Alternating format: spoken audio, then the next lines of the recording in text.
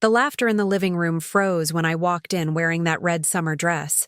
Her voice, sharp as glass, cut through the air. "Mother, that dress isn't appropriate for your age." Everyone went silent, even her husband. My own son looked away, pretending to scroll his phone. But it wasn't shame I saw in my daughter-in-law's eyes. It was fear. Because she knew what I knew. She knew her husband's eyes had been following me, not with lust, but with something deeper, recognition. He saw in me the woman who once held a secret he could never unsee. And when that secret resurfaced, it shattered the family that called me Mom. They thought I was just an old woman desperate to stay young. But they had no idea the dress wasn't the sin. It was the truth I'd buried decades ago. My name is Clara Evans, though most people in our small Georgia town just called me Miss Clara. I'm 71 years old, with silver curls, dark skin kissed by time, and hands that raised a family from dust and heartbreak. I was married once, to a man who worked the mines until they took his lungs.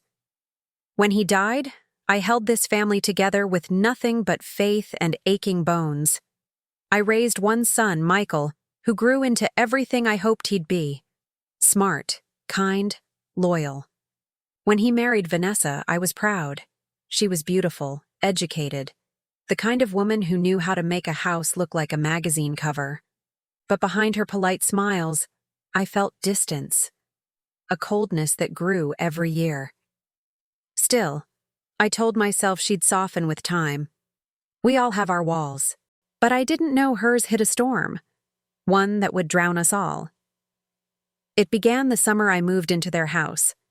Michael wanted me close after my stroke, and Vanessa agreed, reluctantly. She said, "Of course, Mama Clara can stay." But her eyes said something else. And soon, that polite welcome would turn into whispered fights, and one cruel sentence that would change everything. The first few weeks in their home felt peaceful, almost too peaceful. Mornings began with the smell of coffee and the sound of birds outside the kitchen window. Vanessa would smile tightly, asking, "How did you sleep, Mama Clara?"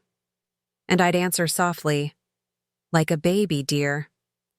But the warmth in her words never reached her eyes. Michael, my son, was my sunshine.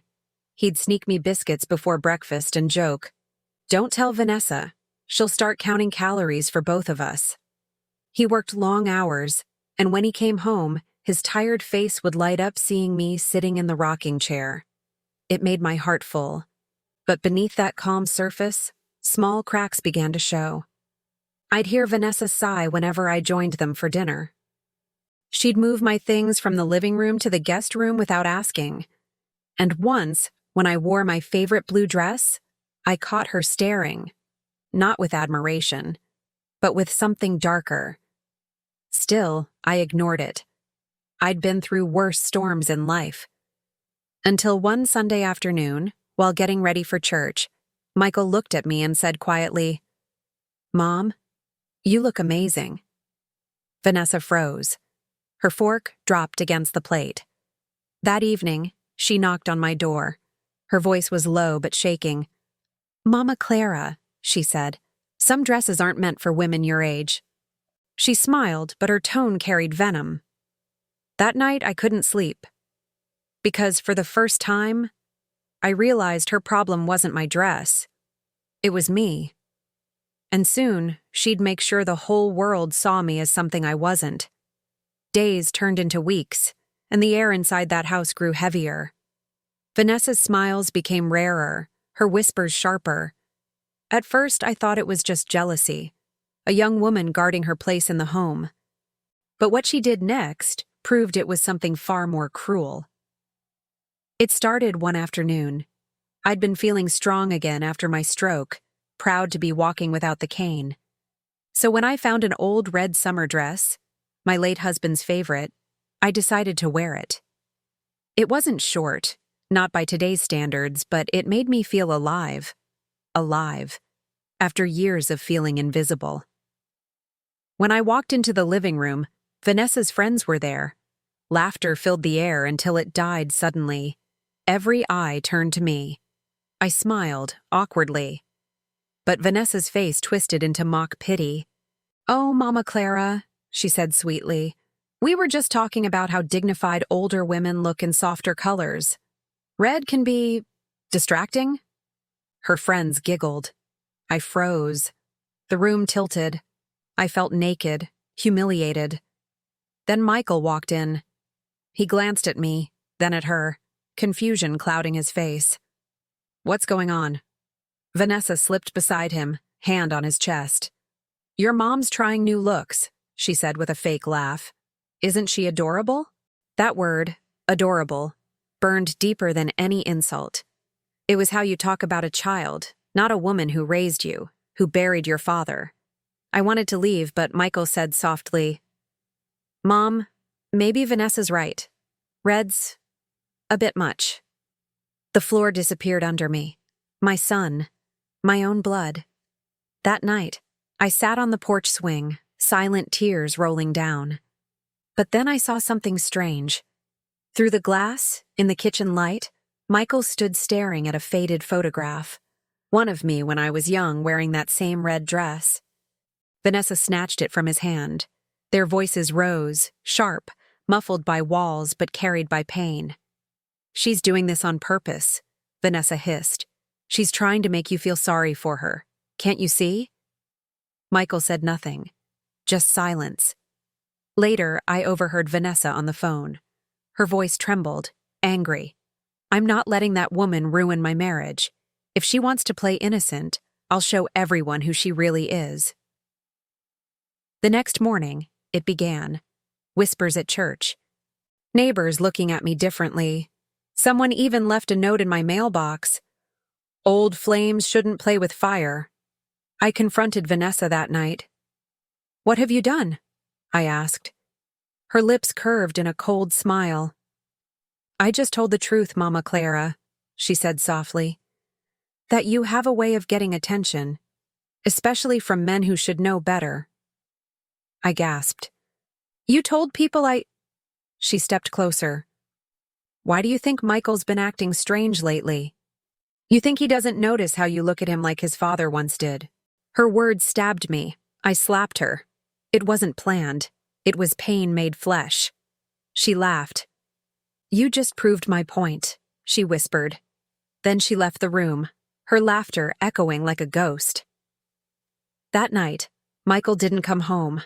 I sat awake till dawn, holding that old photograph. My red dress, my youth, my husband's memory. The next morning, I found a letter under my door. Michael's handwriting. "Mom, I need time to think.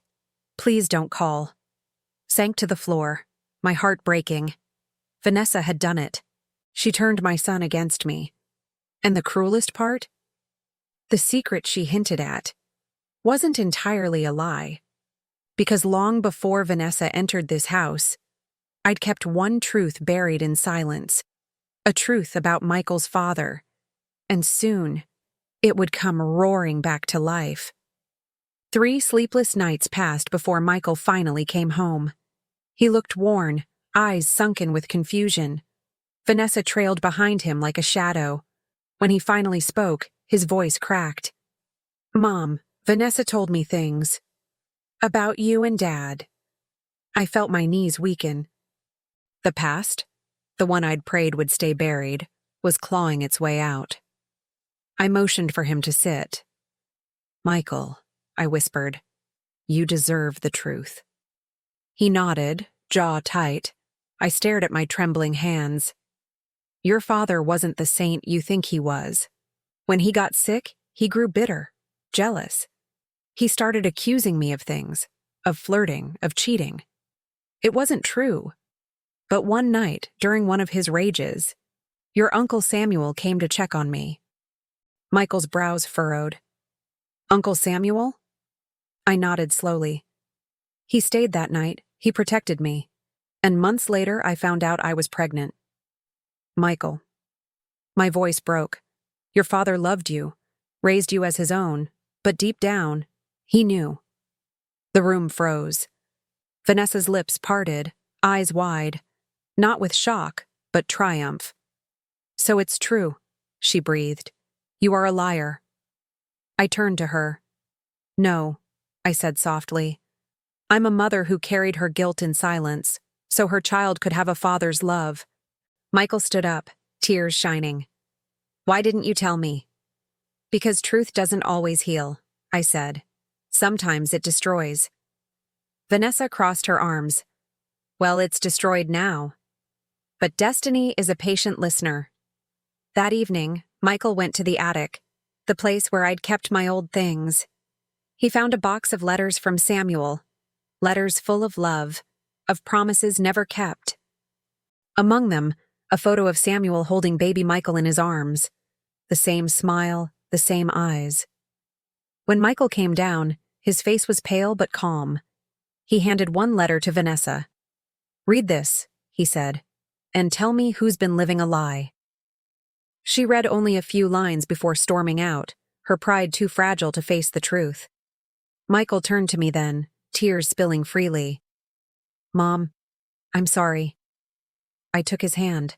"No, son. You just learned what love really costs."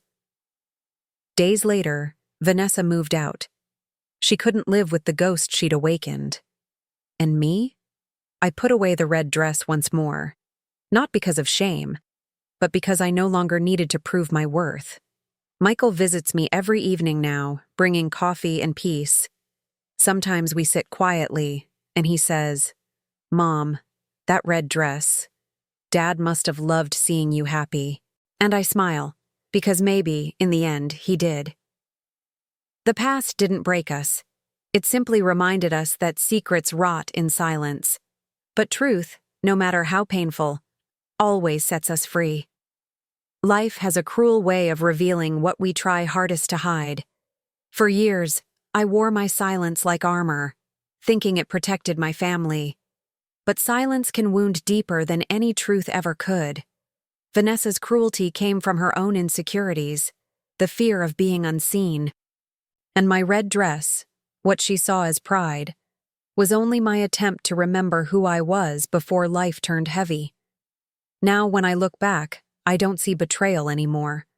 I see lessons written in pain, forgiveness carved through time. If I could speak to every woman watching, I'd say this: never let anyone shame the years you've lived.